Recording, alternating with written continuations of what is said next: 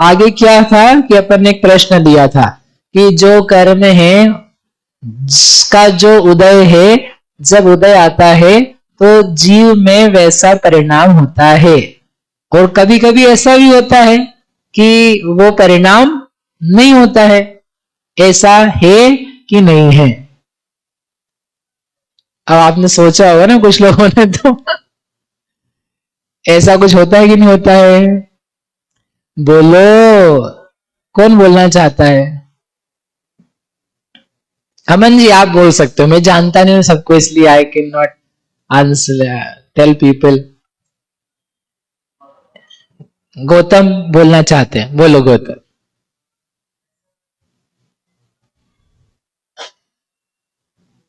इसमें अनिवार्य आपके उठा लेंगे कि जिस समय उदय होगा, हाँ तो जरूर उसमें उसका रिफ्लेक्शन जीव पे दिखेगा ही। हाँ तो जब जब भी उदय होगा तब उस पे जीव का रिफ्लेक्शन दिखेगा। हाँ और अपन जो बोलते हैं कि अपन अपने परिणामों से जो अपन बोलते हैं कि परिणाम, जब कर्म बंध रुक गया तो बंध रुक गया, नहीं, उदय उदय रुक गया तो उस पर नहीं दिखेगा।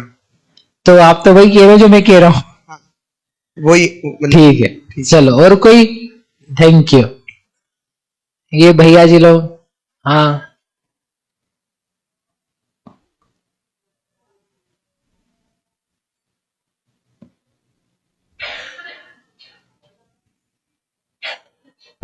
एक साथ में संसारी जीव को आठों कर्मों का उदय है, तो आठों कर्मों के उदय होने पे जैसे उसको मोहिनी का उदय है, तो उस समय उसके परिणाम, उसको ज्ञानावरणी का भी उदय है, तो ज्ञानावरणी रूप परिणाम भी हो सकते, विपरीत श्रद्धा भी हो सकती, और अन्य कर्म के साथ अविधि आदि उस रूप भी उदय हो सकते। लेकिन कर्म का उदय तो है, उसके परिणाम भिन्न भिन्न भी हो सकते कर्म की उदय होने में। नहीं नहीं, ऐसा आप कहते रहे हो उस समय जब ज्ञानावरण का उदय है तो उसको ज्ञानावरण के फल हो सकते हैं कि होते हैं? फल होता है, लेकिन उसके परिणाम दूसरे भी हो सकते हैं कि दूसरे गुण के उसका परिणाम क्या होगा दूसरा? जैसे उसको है तो मुख्यतः ज्ञानावरण का तीव्र है उस समय, हाँ। और मोहिनी का या दूसरे साथ नहीं, मंद तीव्र की बात नहीं कर रहे अपन, ठीक है? मंद उदय होगा तो मंद फल, तीव्र उदय होगा तो तीव्र फल, और फिर कॉम्बिनेशंस हो सकते हैं कि किसी का तीव्र उदय हो, किसी का मंद उदय हो, वो हम बात नहीं कर रहे। हमारा इतना बिंदु है कि जैसा कर्म का उदय होगा, जिस कर्म का, जोन सी प्रकृति का, जोन से अनुभाग का, उसके अनुसार उस जीव में कोई दशा दिखाई देना कंपलसरी है। बट कंपलसरी नहीं है। हाँ भी कंपलसरी हो, ठीक है, बैठो। और कोई विरुद्ध में है क्या? कोई विरोध में? आप लोग विरोध में हो? बोलो आप, और बोल लो। बहुत से कर्मों का उदय तो आता है, लेकिन उसके फलस्वरूप वैसे भाव नहीं होते। जैसे अभी मेरे को क्रोध का उदय तो है, परंतु मेरे क्रोध रूप भाव नहीं हो रहा, तो ये विरोध में हो जाएगा ना कि कर्म का उदय तो है परंतु भाव उस समय उस रूप नहीं होते हैं। बहुत बढ़िया। तो आपको क्रोध का उदय आता है और उस समय आपको क्रोध बिल्कुल भी नहीं आता है ना? नहीं, क्योंकि हर कर्म का उदय प्रति समय अपने को आ रहा है। हाँ। लेकिन हर कर्म का बहुत, जैसे चारित्र मोहिनी उसमें अनंतानुबंधी का उदय हमें आ रहा है। हाँ। तो उसमें से यदि मेरे को अभी क्रोध का उदय आ ही रहा है, प्रति समय जितने स्पर्धक बंधते हैं उतने छूटते, उतनों का उदय भी होता है। हाँ। तो जैसे अभी मेरे को क्रोध का उदय है, परंतु मेरे क्रोध रूप परिणाम नहीं है। तो वैसे ही यदि मेरे को किसी समय क्रोध का उदय है, तीव्र उदय है, और फिर भी मैं संभाव धारण करके नहीं, मेरे को यदि क्रोध के भाव नहीं हो, तो ऐसा हो सकता है ये पुरुषार्थ पूर्वक। अच्छा, मतलब आप कह रहे हो जो अपन सुनते हो करना चाहते हैं कि क्रोध का उदय आएगा तो पक्के से अपन क्या कर सकते हैं कि एक पुरुषार्थ करेंगे, समता रखेंगे, तो क्या हो जाएगा, वो उदय नहीं आएगा। राइट है ना? हाथ खड़ा करेंगे इसके लिए। कौन कौन स्वीकार है जिसको ये बात? और आप टेंशन नहीं लेने का कोई परीक्षा थोड़ी ना हो रही है। हाथ तो खड़े करो। हाँ, क्रोध का उदय आता है और उस क्रोध के उदय को अपन फील नहीं करते, खत्म कर देते हैं, वो फल देते ही नहीं है। फल देता नहीं मतलब कि मुझे क्रोध नहीं आता है, लेट से दैट कि मुझे क्रोध नहीं आता है। ठीक है, 1 2 अमन जी आप भी इसी गाड़ी में 3 4 प्रमोद जी है। अच्छा, आप भी दूसरी गाड़ी में हो, ठीक है, okay, few people only, very good. चलो अपन चर्चा करते हैं, फिर प्रॉब्लम से उसकी चर्चा करेंगे कि दिक्कत ये इस बात के साथ में कि यदि ऐसा चलेगा तो अपन तो सबसे बड़ी प्रॉब्लम में आ गए कि संसार का अभाव होगा कैसे। और ये तो आप कर्माधीन बना रहे हो, कम में हिम अन्नाणी कुव्वदिनाणी तहेव कम में हिम सुवा विज्जति जग्गा विज्जति तहेव कम में हिम सुहा विज्जति दुखा विज्जति तहेव कम में हिम यम इच्छत्तम निज्जति असंदनम चेव कम में हिम भमाडिज्जति उड्ढ महो चावी तिरिय लो। आपको समझ में आ रहा है कि नहीं आ रहा है?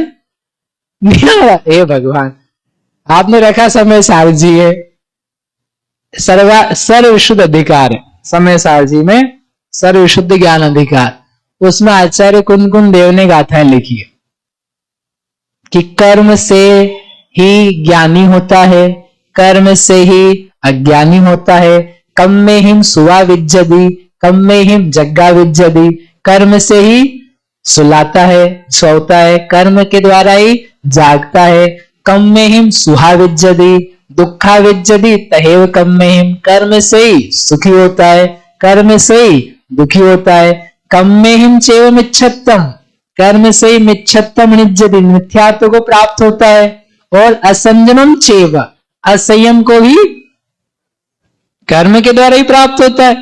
कम में हिम भमाडिज्जति, कर्म के द्वारा ही भ्रमाया जाता है। उड्ढ महो चावी तिरिय लोहे, ऊर्ध्वलोक अधोलोक मध्यलोक, सब में कौन घुमाता है?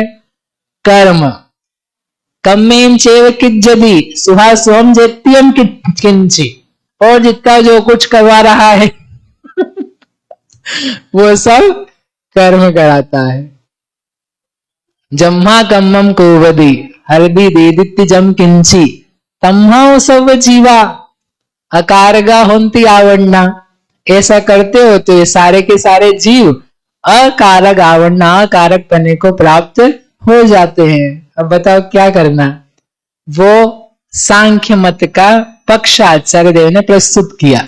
एवं संको एसम जेदु परिवंती समणा, ऐसे कोई श्रमण ऐसा प्ररूपित करे तो ऐसा तो उन्होंने दिया है, फिर ये तो दोष है और आप फिर नहीं लेके जा रहे हो। जैसा कर्म होता है वैसा फल आता है, तो प्रॉब्लम आएगी कि नहीं आएगी?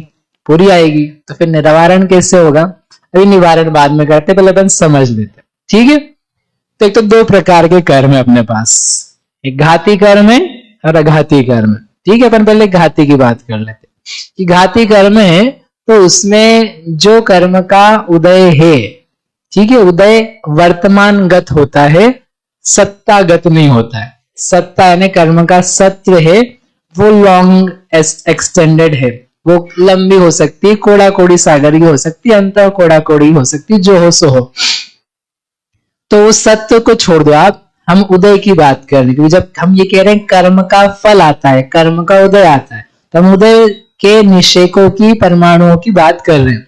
तो जो कर्म का उदय है वो आ रहा है और आ करके वो फल दे रहा है। अब फल दे रहा है तो उस फल का कोई मीनिंग होना चाहिए, वो कोई रिजल्ट आएगा। रिजल्ट नहीं आएगा तो उसके फल देने का मतलब ही क्या निकल रहा है? तो उसका रिफ्लेक्शन है जीव में, जीव के परिणामों में और कर्म के उदय में संबंध है। कौन सा संबंध है? निमित्त नैमित्तिक संबंध है। और यदि वो ना हो तो वो निमित्त ही किस बात का? वो काम नहीं हो रहा है तो फिर उसको हम निमित्त भी कैसे कह सकते हैं? तो इसलिए जो कर्म होता है उसके अनुसार परिणाम तो नियम से पाया जाता है। देखो आप लोग बोलना चाह रहे थे कि पुरुषार्थ करेंगे, तो पुरुषार्थ करने पर हम उस कर्म को ठंडा बिठा देंगे, नहीं करवाएंगे, है ना। तो अभी आप लोग तो क्या पुरुषार्थ करोगे? अपन सबसे बेस्ट पुरुषार्थ की बात करते हैं। सबसे अच्छा पुरुषार्थ चल रहा है 10वें गुणस्थान में, छपक श्रेणी में, है ना। छपक मुनिराज हैं, शुद्धोपयोगी हैं, शुक्ल ध्यान गत हैं और अपनी आत्मा के शुद्ध संवेदन को उपयोग को कर रहे हैं, बराबर। अब उनकी कोई कर्म का उदय आ रहा है क्या? मोहनी वगैरह का? क्या उनके मोहनी का उदय आ रहा है क्या? संजय जी, क्या उनके मोहनी का उदय आ रहा है क्या? और आ रहा है, ठीक है। कौन से मोहनी का उदय आ रहा है? सूक्ष्म लोभ का। और सूक्ष्म लोभ इतना लोभ होता है कि आप कल्पना नहीं कर सकते हो कितना उसको कम कर दिया, कितना खींच खींच करके उसको डाउन कर दिया है। संसार में किसी को नहीं होता ऐसा, है ना। तो उतना सा उदय है, जघन्य स्पर्धक के नीचे अनंत गुणाहीन जाकर के। जघन्य स्पर्धक यानी शक्ति होती कर्म के अनुभाग की, जघन्य लोएस्ट, उस लोएस्ट कर्म के पार्टिकल की शक्ति से भी और नीचे जाकर के उसको आपने लाके खड़ा कर दिया और उस कर्म का उदय आ रहा है। तो यानी बहुत बहुत लाइट वेट, जिसको आप कहते हैं ना धूल रेखा, जल रेखा। जल की रेखा तो फिर भी बड़ी है, वो टिकती है, ये जल रेखा से ही बहुत हल्का है। ओके, अब जब इतना बारीक सा कर्म उदय में आ रहा है और इतने महान पुरुषार्थी मुनिराज हैं, तो उनको फिर सूक्ष्म लोभ नहीं बोलना चाहिए। आप ही कह सकते हो सूक्ष्म लोभ बस कर्म का उदय, उनके परिणाम नहीं है। सूक्ष्म लोभ केवल कर्म के उदय की विवक्षा है, कुछ हो नहीं रहा है वहां पर। अगर कुछ हो नहीं रहा है तो फिर वहां पर परिणाम कौन सा है? क्या वीतरागता का 11वें जैसा परिणाम है, 12वें जैसा परिणाम है, कि 10वें जैसी परिणाम है? 10वें जैसा परिणाम है कि 12वें जैसा परिणाम है? क्योंकि जीव की दशा है ना गुणस्थान, कर्म की दशा तो नहीं है। कर्म की सापेक्षता से है। कर्म के उदय उपशम क्षय उपशम की तरफ से हमने जीव को देखा, लेकिन देखा किसको है? कर्मों की जीव को, जीव को देखा है। तो जो सूक्ष्म सांपराय रूप दशा है वो किसकी है? जीव की है। तो जीव में इतना हल्का कर्म का उदय आ रहा है, और आपका पुरुषार्थ जो भी आप करते हो कि मैंने थोड़ी सी क्षमता करी, इतने में क्रोध भगा दिया, वो भी द्विस्थानी त्रिचतुस्थानी तेज अनुभाग वाला, वो आप हटा सकते हो। और वो मुनिराज छपक श्रेणी वाले जो समता में लीन है, उनको कुछ भी नहीं हो रहा, उनके उपसर्ग सारे जो जला फला शरीर था उसके दर्द वो सब अलग हो गए, वो सब को ध्यान नहीं दे रहे। और इतना सा लोभ वो उनके ऊपर इफेक्ट डाल पाएगा? वो उनकी परिणति को गंदा कर पाएगा? कर ही नहीं सकता। और जहां आप बोलोगे कि नहीं करवा सकता है, तो आपका 10वां गुणस्थान गायब। गुणस्थान 14 की बजाय कितने बचे? 13 बचे। Because you are not ready to accept, आप नहीं स्वीकार कर रहे हो कि वहां पर उसके परिणाम में कोई सूक्ष्म सांपराय कषाय का दुध कौसुभ लालिमा, जो धुत वस्त्र है धुला हुआ, जिसमें कौसुम्बी का रंग लगा है हल्का सा, जहां खादीन किंचियो नूनो यथा ख्यात से कुछ कम जैसा, ये परिणाम जो है वो आप स्वीकार नहीं कर रहे हो। 5 प्रकार के संयम है, 5 प्रकार के संयम है। उसमें एक संयम का नाम है सूक्ष्म सांपराय संयम। वो संयम जीवगत भाव है, ना कि कर्मगत भाव है। इसलिए वो जो दशा बन रही है वो किसकी बन रही है? जीव की। क्यों बन रही है? कि कर्म का उदय वैसा है। पॉइंट समझ में आया क्या आपको? अरे समझ में आ रहा है कि नहीं आ रहा है? ठीक है। अब ये 10वां हुआ, 9वें को ले आओ आप। 9वें का नाम 9वां गुणस्थान क्यों है? क्योंकि वहां पर सूक्ष्म कृष्टियों का उदय नहीं है, वहां पर संजलन कषाय के जो मंदतम हो सकते हैं स्पर्धक, उनका उदय। नहीं तो यदि वो 1 to 1 उसकी मैपिंग नहीं रखोगे तो आपके जितने गुणस्थानों के भेद बन रहे थे 9वें से 10वें का, वो आप बना नहीं पाओगे। यदि जीव के भावों में अंतर आप नहीं निकाल पाओगे तो आप कह ही नहीं सकते हो कि ये 9वां है और ये 10वां है। समझ में ही बात? ठीक है। 4था गुणस्थान है, वहां पर जीव के कषाय के उदय है, अप्रत्याख्यान के उदय है, प्रत्याख्यान के उदय है। अब आप जब हटा ही रहे हो कषायों को, तो एक काम करो ना, आप थोड़ी समता बढ़ा लो और रहना 4थे में ही, लेकिन आप अप्रत्याख्यान प्रत्याख्यान के जो उदय हैं उनको क्या कर दो, कुछ देर के लिए मत लाओ। आप दबा मतलब फील नहीं करोगे ना, मत करना फील। तो ऐसा कर सकते हो क्या? ऐसा नहीं कर सकते। यदि कर्म का उदय आ रहा है, तज्जन्य भाव जीव में होता ही होता है। नहीं होगा तो काम करेगा क्या? काम करेगा क्या? गुस्सा। ठीक है, आपको इतनी बात समझ में ना, मैं पीछे आ रहा हूं वापस। क्रोध कर्म का उदय है, तुमको क्रोध का उदय होगा कि नहीं होगा? मान कर्म का उदय है, मान होगा कि नहीं होगा? लोभ का उदय है, लोभ होगा कि नहीं होगा? वेद का उदय है, वेद का परिणाम होगा कि नहीं होगा? वेद का उदय है, वेद का परिणाम होगा कि नहीं होगा? बोलो, कैसे पता चलेगा होगा? जब तक नव्वे का अवेद भाग प्राप्त नहीं करता है तब तक उस जीव को क्या बोलते हैं? सवेदी। गुणस्थानों की प्रक्रिया में पहले गुणस्थान से लेके अनादिकाल से भाई साहब क्रोध मान माया लोभ तो बदलते रहते ना, कषाय रूप, लेकिन वेद रूप परिणाम है अनादिकाल से लेकर के जब तक नौवे गुणस्थान का प्रथम भाग प्राप्त करके क्रॉस नहीं किया जाता है तब तक उस जीव का नाम क्या कहलाता है? सवेदी। फिर कहलाता है अपगत वेदी। तो ऐसा नहीं करना चाहिए। जो मुनिराज हैं, महाव्रती हैं, बाल ब्रह्मचारी है, तीर्थंकर जैसे मुनिराज हैं, उन्होंने पूर्ण रूप से अनतिचार से ब्रह्मचर्य व्रत का पालन किया है, शील को धारण किया है, उनको तो क्या करना चाहिए? स्पेशल काम करना चाहिए, उनके लिए संज्ञा देनी चाहिए। ये महाराज जी जो है अपने तीर्थंकर मुनिराज, ये तो दीक्षा लेते से ही अपगत वेदी हो गए, दीक्षा लेते से ही। और बाकी सब आप तीर्थंकरों को नहीं लेना चाहते हो, जाने दो, 5 को तो ले सकते हो ना, 5 तो बाल ब्रह्मचारी थे ना, नहीं थे 5 थे ना, तो उनको एक काम करो, दीक्षा लेते से ही क्या नाम देना चाहिए आप लोगों को? अपगत वेदी। क्योंकि उनके वेद को तो उन्होंने क्या कर लिया?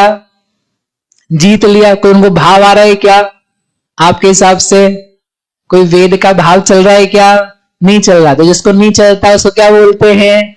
अपगत वेदी। तो फिर शास्त्र की व्याख्या ऐसी होनी चाहिए, किसी किसी को अपगत वेद 6वें 7वें में महापुरुषार्थ से होता है, और किसी किसी को जो हीन पुरुषार्थी हैं धीरे धीरे वेद को हटाते हैं, वो जीव 9वें के पहले भाग में जाकर के अपगत वेदी होते हैं। ऐसा बोलना चाहिए। ऐसा बोलते हैं क्या? स्वस्ति ऐसा बोलते हैं क्या? नहीं बोलते। क्यों नहीं बोलते हैं? क्यों नहीं बोलते?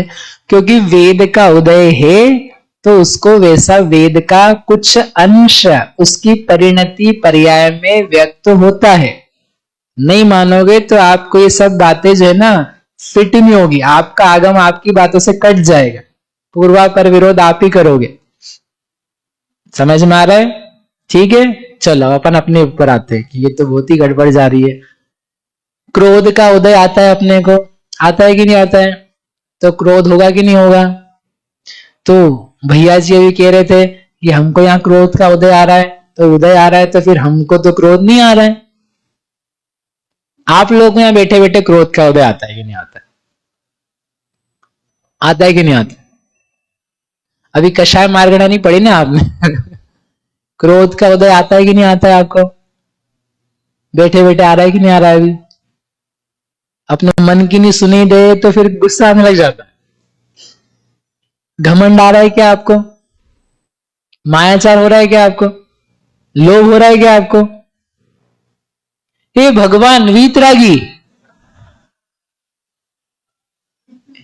वीतरागी सर्वज्ञ हितोपदेशी मनोराज की हमको क्रोध आ रहा, न मान आ रहा, न माया, न लोभ, तो बचे ही क्या? फिर बचे ही क्या? वही तो, यही तो बोल रहे भगवान, बाहर थोड़ी ना। वो बोल रहे यहां नहीं आ रहा है, तो यही की हम कह रहे आपको गुस्सा है क्या? नहीं। मान, माया, लोभ, तो भैया वीतरागी किसे बोलते हैं? जिसको क्रोध, मान, माया, लोभ नहीं होता है उसी को तो वीतरागी बोलते हैं। तो इसका मतलब आप ये बोल रहे हो कि मैं अभी वीतरागी हूं, आप वीतरागी हो कि नहीं हो? अभी स्वभाव में मत चले जाना, ये स्वभाव से वीतरागी, जहां से चल रहे वहां से बोलो वीतरागी हो कि नहीं हो? नहीं हो। अब वीतरागी भी नहीं मान रहे और क्रोधी भी नहीं मान रहे, ये कैसे चलेगा? ऐसा बोलो आप कि क्रोध तो आता है, मान भी आता है, माया लोभ भी आता है, वैसा नहीं आता जैसा घर में आता है, जैसा बाजार में आता है, जैसा लेन देन में आता है। नहीं आता ऐसा मत बोलो, आप फंस जाओगे। या तो भगवान नहीं बचेंगे, आप नहीं बचोगे। लाना पड़ेगा, होगा, उदय चल रहा है ना, होगा। तो हम तो कोई लड़ नहीं रहे, अरे लड़ने को थोड़ा गुस्सा बोलते हैं, हम तो कुछ बोल भी नहीं रहे, बोलने को थोड़ा गुस्सा बोलते हैं, हम तो कुछ दिखा भी नहीं रहे, तो दिखाने को थोड़ा मान बोलते हैं। ये तो जीव का अंतरंग भाव है, तुम तो लेशा पे चले गए। ये जो आप बोल रहे हो बातें कि मेरा गुस्सा मुझे आ ही नहीं रहा है, देखो मैंने झगड़ा नहीं किया, मैंने बोला नहीं, चिल्लाया नहीं, चीखा नहीं, इधर उधर नहीं किया, शांत चेहरे पे भाव नहीं है, आप लेशा की बात कर रहे हो। आप योग सहित कषाय के परिणाम की बात कर रहे हो, मैं आपको कर्म की बात कर रहा हूं कि कर्म जो है क्रोध का, तो वो तो आपके भीतर में आकर के फल दे रहा है ना, कि परिणति मेली कर रहा है। नहीं करता होता तो आपको अभी वीतरागता सिद्ध कर हो जाएगी, जो हो नहीं रही है। दैट शोज, वो दिखाता है क्या कर्म का उदय आ रहा है। तो ऐसे कैसे आ रहा है, एक ही जैसा अनुभाग नहीं होता है, अनुभाग तेज मंद होता है। तो हमको उदय आते हैं, तो उदय आकर के वो परिणाम जो है, वो परिणाम तत्रूप से कलुषित होता है, मेला होता है, संक्लिष्ट होता है, और आकर के चला जाता है, क्विकली भी जाता है, शीघ्रता से भी जाता है। लेकिन जो हुआ है वो आप में हुआ है। अगर नहीं हुआ होता तो आपको वीतरागता का संवेदन आता, जैसा भगवान को आता, क्योंकि वो आए नहीं ना। देखो बहुत सिंपल सी बात है, एक बार हमारा शिविर चल रहा था, ये बात चल रही थी, एक भैया जी बोले हम तो नहीं होते ही नहीं है, ठीक है जाने दो। 4 कषाय में से एक बार में कितनी कषाय का उदय आता है? 4 कषाय है, क्रोध, मान, माया, लोभ, ठीक है। 4 कषाय में से एक बार में कितनी कषाय का उदय आता है? जिन्हें भैया 4 में से एक बार में, एक टाइम में एक जीव को कितनी कषाय का उदय आता है? तो सिद्धांत का नियम है 1 कषाय का, ठीक है। क्रोध और मान का, क्रोध और माया का, क्रोध और लोभ का ऐसे 2 या 3 या 4 संयोगी भंग नहीं बनते हैं, ये नियम है सदा काल का, सर्व जीवों का, एक इंद्रिय से पंचेंद्रिय एवरीवेयर। एक नियम कि वह एक बार में एक ही कषाय का उदय आएगा, ठीक है। तो आपको क्रोध का उदय नहीं आ रहा है, तो क्रोध रूप परिणाम होंगे क्या? नहीं होंगे, जाने दो, उसको तो खत्म ही हो गया। मान का उदय भी नहीं आ रहा है, मान रूप परिणाम होंगे क्या? नहीं हुए। माया का उदय नहीं आ रहा है, तो माया के परिणाम होंगे क्या? नहीं होंगे, ठीक है। अब लोभ का उदय लेकिन आ रहा है उस काल में, 3 को हटा दे, 1 बच गई। लोभ का उदय आ रहा है, तो लोभ के परिणाम होंगे क्या? बोलो, होंगे। और बोले कि नहीं हमारे तो नहीं हो रहे, अब तुम्हारे नहीं हो रहे, तो 3 तो आगम नहीं दे दिया तुमको, फ्री कर दिया। अब एक जो हो रहा था उससे तुम फ्री हो गए, तो बताओ तुम वीतरागी बने कि नहीं बने? तो वीतरागी सिद्ध हो जाओगे तो तुमको तो भगवान मानना पड़ेगा, और दिख रहा है कि सारा लाग देश पड़ा हुआ है साथ में। इसलिए 3 कषाय तो जाने दो, जिसका उदय नहीं है दैट्स ओके, लेकिन जिसका उदय है, जिसका उदय है वो उदय आकर के कुछ असर डाल रहा है, कुछ आपके भावों पर, परिणामों पर, परिणति पर, वहां पर उसका फर्क दिखाई दे रहा है। वो फर्क आप अपने सूक्ष्म उपयोग के द्वारा जानो तो जानो, और उपयोग स्थूल है तो मत जानो। जानते हो कि नहीं जानते हो वो दूसरी चीज है, लेकिन वो होता है, वो चीज वहां पर हो रही है। सूक्ष्म सांप्रदायवर्ती मुनिराज हैं, वो सूक्ष्म सांप्रदाय को जा करके देखें, देखो कि नहीं देखो वो हमारा विषय नहीं है, लेकिन वो हुआ है। आप उसको मना करोगे तो आप गड़बड़ में आओगे। समझ में आ रही बात? यहां बैठे बैठे थोड़ी थोड़ी देर में कषाय बदलती है, बदलती है, आपको कैच हो नहीं हो वो आपके ज्ञान की कमी है, लेकिन आपकी आत्मा उस परिणति से युक्त परिणत हुई है। ये सिद्धांत है, ये नियम है। समझ में आ रहा है? मिथ्यात्व का उदय होगा तो मिथ्यात्व होता है कि नहीं नियम से?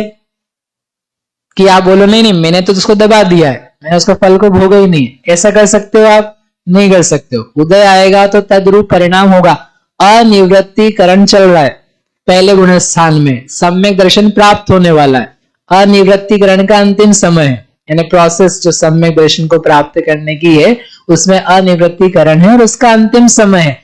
अंतिम समय तक सम्यक तो नहीं हुआ है, मिथ्यात्व को हटा दिया है, अंतर बना दिया है, अंतरकरण कर दिया है, पार्टिकल्स हटा दिए हैं आगे के, तदापि अभी अनिवृत्तिकरण में चल रहा है। तो अंतिम समय तक उसको किसका उदय होता है? मिथ्यात्व का। और उस जीव को नाम क्या मिलता है? मिथ्या दृष्टि। जबकि वो बिल्कुल क्लोज है, पहुंचने वाला है, प्रक्रिया भी पूरी कर दी है। सम्यक दर्शन को पाने के लिए जो प्रक्रिया की जाती है ना, वो कर दी है। अंतरकरण समझते आप लोग तो समझते इधर वाले, गैप बनाना, कर्मों को गैप बनाना, उसे बोलते अंतरकरण। तो मिथ्यात्व के लिए कर दिया हमने, वो करने के बाद भी अभी सम्यक दृष्टि नाम नहीं है उसका। क्यों नहीं है? क्योंकि मिथ्यात्व का उदय। लेकिन ये तो इतना भेद ज्ञान करता हुआ जा रहा है कि जिसके बल से आगे का काम हो गया। हाँ, कर दिया होगा, लेकिन अभी किसका उदय है? मिथ्यात्व का। तो परिणाम में अभी भी क्या चल रहा है? मिथ्यात्व चल रहा है, बंध भी हो रहा है। भले वो क्लोज है, बहुत क्लोज है, अंतिम समय में, अगले समय सम्यक दृष्टि होगा, अभी नहीं बोल सकते। इन सब बातों से समझ में आता है कि जो कर्म है, जैसा उदय आता है वैसा परिणाम होता है। मोह पे समझ में आया? ठीक है, अभी क्वेश्चंस करते हैं अपन इसके बाद। Let me explain. ज्ञानावरण पे आओ आप। ज्ञानावरण कर्म का उदय है, तो जैसा उदय उससे ज्यादा क्षय उपशम है आपको। जैसा आपको उदय चल रहा है, जितने स्पर्धकों का, उससे ज्यादा क्या आपको क्षय उपशम है? जहां तक आपका क्षय उपशम की कैपेबिलिटी है, क्या उससे ज्यादा जान रहे हो क्या आप? अगर उससे ज्यादा जानोगे तो फिर क्षय उपशम की जरूरत ही क्या है? फिर तो अपन वैसे ही कर ले रहे ना अपने आप से कि जितना क्षय उपशम है उतना ही उस व्यक्ति के ज्ञान का लेवल है। जितना क्षयोपशम है, जितना उघाड़ है, किसी को बहु ज्ञान का, किसी को बहुविध ज्ञान का, किसी को क्षिप्र का, किसी को ध्रुव का, किसी को अध्रुव का, किसी को एक का, एक विध का, एक इंद्रिय संबंधी, किसी को धारणा का, किसी को अवग्रह का, किसी को अवाय का, अलग अलग क्षयोपशम है। तो जिसको जहां क्षयोपशम होता है उतना होता है। कोष्ठस्थ बुद्धि चाहिए, कोष्ठस्थ रिद्धि, ठीक है। उसके लिए क्या चाहिए है? क्या चाहिए है? कौन से कर्म का क्षयोपशम चाहिए? तो क्षयोपशम क्या कर लेंगे हम तो अपने आप से? नहीं, क्षयोपशम है उसमें धारणा का। सम्मिन्न संश्रोत्र रिद्धि है, तो उसका संबंध है किसी से, किससे है? बहुविध ज्ञान से। बहुविध ज्ञान का क्षयोपशम करो तो आएगी सम्मिन्न संश्रोत्र, उसके बिना नहीं आती। क्षयिक ज्ञान वालों को भी नहीं होती, क्योंकि क्षयिक ज्ञान वालों को तो क्षयिक ज्ञान ही है ना। तो ज्ञानावरण का सेट हो गया, ठीक है। चले आगे। आप लोगों को समझ में आ रहा है कि नहीं आ रहा है? आगे आगे कौन सा है? दर्शनावरण। दर्शनावरण कर्म है, तो जितना आपको क्षयोपशम है, अवधि दर्शनावरण का क्षयोपशम आपको नहीं है। तो अवधि दर्शन है क्या? अरे अवधि दर्शन है क्या किसी को? यहां बैठे बैठे नहीं है। क्यों नहीं भैया? आप कर नहीं रहे इसलिए कि वो है नहीं, इसलिए है ही नहीं। उदय चल रहा सर्वघाती का, तो गुण प्रकट नहीं है। तज्जन्य दशा बनी, आपकी विशुद्धि बनी, गुण प्रत्यय प्रकट हुआ या भाव प्रत्यय प्रकट हुआ, तो वो क्षयोपशम भी होने लग जाता है। क्षयोपशम हुआ, काम भी हुआ, ठीक है। ओके। निद्रा, निद्रा होती है तो निद्रा से सर्वघात हो जाता है। उस समय दर्शनोपयोग करके दिखाओ। जब निद्रा प्रकृतियां चल रही है, उस समय आपके दर्शन गुण का घात होगा कि बच जाएगा? निद्रा जो प्रकृति है वो किसका घात करती है? बोलो, दर्शन गुण का। तो निद्रा चल रही है तो दर्शन गुण को घात होने से बचा के दिखाओ, बचा के दिखाओ। आप लोग सोच रहे हो पता नहीं कौन सी पढ़ाई चल रही है। ठीक है, हो गया। चलो अंतराय के पास। अंतराय के पास आपको जैसी वीर्यांतराय का क्षयोपशम है, उतनी आपको शक्ति फील हो रही है, उतना आपको अनुभव आ रहा है। उससे ज्यादा आ रहा है क्या? ज्यादा यदि आ रहा है तो उसके लिए इसका मतलब क्षयोपशम आपने किया है। उसके पार्टिकल्स जो हैं वो घटे हैं, उसके स्पर्धकों की संख्या उदय वाली कम हुई है। वो हुए बिना आपको फीलिंग्स नहीं आ रही है। वो क्षयोपशम के जैसा जो अनुभव आ रहा है वो आ नहीं रहा है। इसलिए जैसा कर्म आता है वैसा तज्जन्य जीव में परिणाम दिखाई देता है। ठीक है, ठीक है। कोई बाधा है किसी को? कोई शंका है? शंका है? बोलो, शंका क्या है गौतम? जिस समय जैसे कि अपन गैप कर रहे हैं सम्यक के लिए, तो अपन के जब उसका कम अनुभाग रहेगा, तभी अपन कर पाएंगे। मतलब कि अनुभाग कम उदय है, क्योंकि जितना अनुभाग उदय में आया उतना तो रिफ्लेक्शन होगा ही जीव पे, इस सिद्धांत के हिसाब से। तो फिर कर्म के अधीन ही तो हो गया अपन फिर हर चीज में। ठीक है, वो करते अभी है ना, कर्माधीनता। वही प्रश्न चाहिए था कि ऐसे आप दिखा रहे हो तो फिर तो ले दे के बच ही क्या रहा हमारे हाथ में। तो अपने हाथ तो अपने चलाना ही है ना मतलब अपने हाथ में तो कुछ रह ही नहीं रहा। इतना सुंदर निकल के आता है ना इससे, जिसकी गजब हद नहीं है। कि अपन सोच रहे कि नहीं, हम ये सोचेंगे हम कुछ कर सकते हैं अपने परिणामों को करके, कर्म के को फील ना करे, वो कर सकते हैं। उससे बेहतर उत्तर है उनके पास कि ये करने की जरूरत नहीं तुमको, हम तुमको कुछ और उत्तर देंगे हम तुम्हें। ठीक है, चलो आगे क्या था अपन। ऐसे ही घातिया होंगे ना, अघात्या में लगा लेना। अघात्या में गोत्र कर्म है, गोत्र कर्म का जिसको जो उदय है आप बदल लो उसको। नीच गोत्र का उदय है, ठीक है, नीच गोत्र का उदय जीव विपाक की प्रकृति, जीव के परिणाम कैसे हैं, नीच गोत्र जनित है। अब एक काम करो, उसका 5वें से छठा करके दिखा दो, वो व्यक्ति करके दिखा दे। तिर्यंच है, वो तिर्यंच पंचम तक जा सकता है, नीच गोत्रीय। उस चलो तो तिर्यंचगत पर्याय शूद्र को नीच गोत्र माना जाता है, वो पंचम तक जाता है। तो वो अपना एक काम करे, अब गोत्र को फील ही ना करे, और फील ही करना है तो एक काम करो, तुम उच्च फील कर लो। और फील कर लो वो कर्म के जो पार्टिकल्स हैं, कर्म की धारा है, उस धारा को पूरा का पूरा बदल दो। आप कर सकते हो ना, तो वो कैसे होगा, वो तो 5 से ऊपर जाता नहीं है, शास्त्र का नियम है। तो नीच गोत्र से कैसा परिणाम रहता है जीव में परिलक्षित होने वाला, वो नीच गोत्र छपता है, उच्च गोत्र में उच्च छपता है। ठीक, आयु तो देख ही रहे हो आप मनुष्य में एक काम करो, देवायु का अनुभव करके दिखा दो नारकी को, सम्यक दृष्टि को आप मनुष्य आयु का फील करके दिखा दो, वो कर ले। नहीं आता, जैसी आयु है वैसा ही उसको अनुभव है, उसी आयु का अनुभव है, उसी शरीर में रहने रूप अनुभव है, ना कि भिन्न शरीर में रहने रूप अनुभव है, वो नहीं हो सकता है।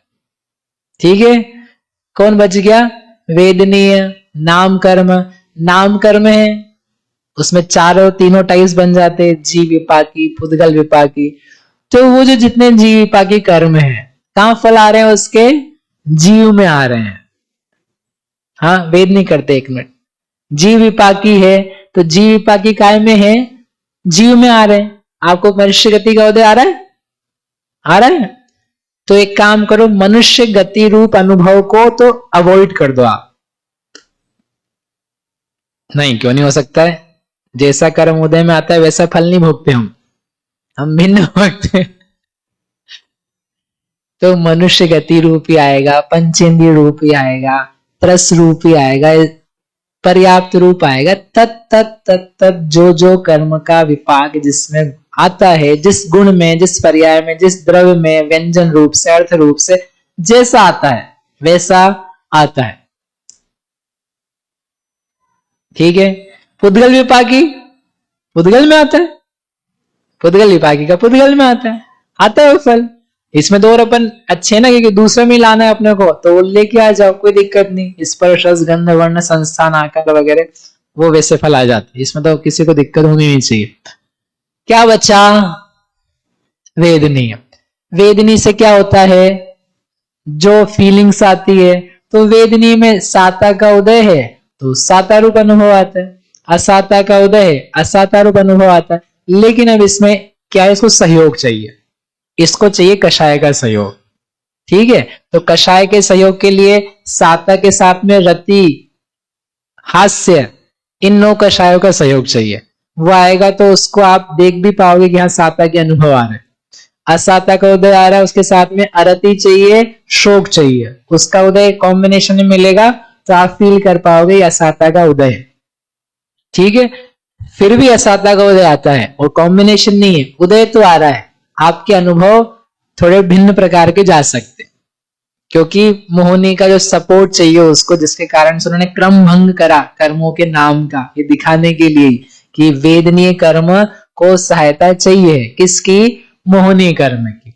इसलिए ज्ञानावरण, दर्शनावरण, वेदनीय, मोहनीय, ये बीच में घुसाया, अघातिया को बीच में घुसाया। तो उसका रीजन दिया उन्होंने, पूरी षटखंडागम परंपरा, कषाय पाहुड़ परंपरा, तत्वार सूत्र की परंपरा, जहां जाओ सब जगह एक ही बात है, ज्ञानावरण, दर्शनावरण, वेदनीय, मोहनी, आयु, नाम, गोत्र, अंतराय, एवरीवेयर भंग करके बताने का बहुत गहरा पर्पज है हमारा। ठीक है, समझ में आ गया? आ गया? तो क्या निष्कर्ष निकला इतनी बात से?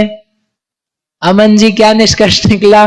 जैसा कर्म होता है, जितने अनुभाग वाला होता है, उदय में आता हुआ, उस प्रकार का उस जीव में उस समय परिणाम परिलक्षित होता है उसकी पर्याय में।